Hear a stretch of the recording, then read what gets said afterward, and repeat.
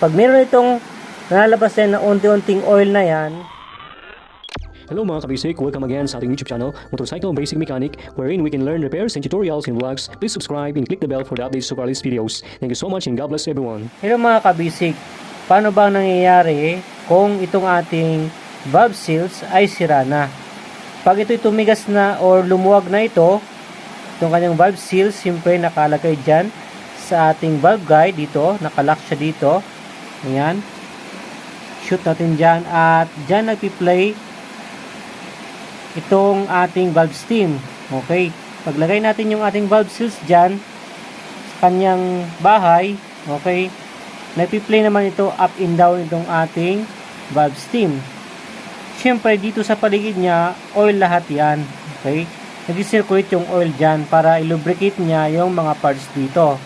Okay, ngayon pag ito nasira na, lumuwag na ito at nakaka-penetrate na yung oil dito sa loob, no, sa may gilid niya.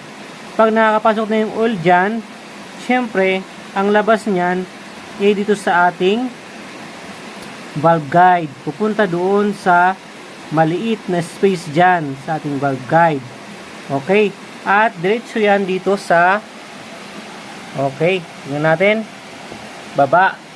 Okay, so ayan, kung mapansin niyo, kaya may mga parang na malaking mga carbon dyan kasi yung oil yan na nakakapasok na, okay, sa ating chamber.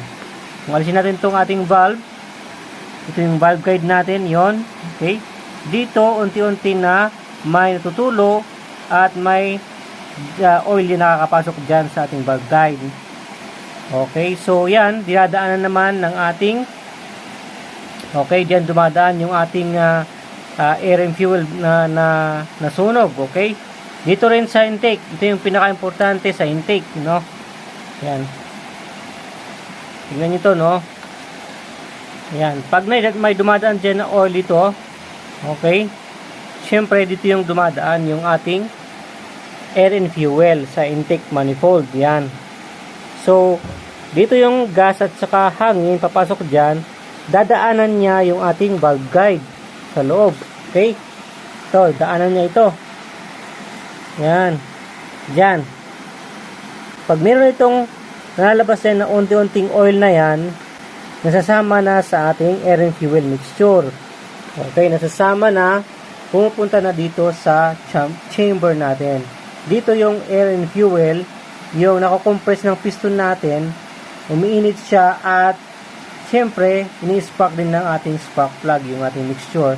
Ngayon, syempre may halo na siyang oil, kaya mag-iiba na yung lalabas na gas sa ating tambucho. May puti-puti na siya.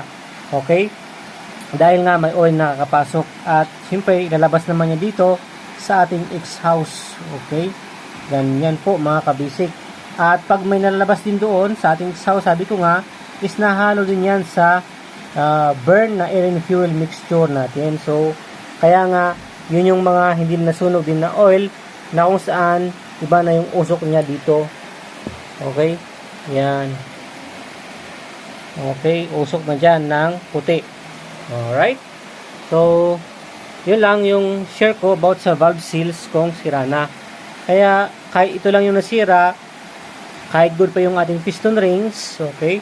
Kahit good pa yung ating piston, cylinder block natin, gasket natin, top gasket, ay wala pa rin pag nasira na to, no? Uusok pa rin yung ating motor. Kaya halimbawa, nagkaroon ng usok na yung motor mo, puting usok, i-check mo na ito agad. Valve seals, baka ito lang yung natamaan, hopefully, at hindi natamaan yung piston rings, yung ating cylinder block, or yung ating piston mismo. Alright? Valve seals.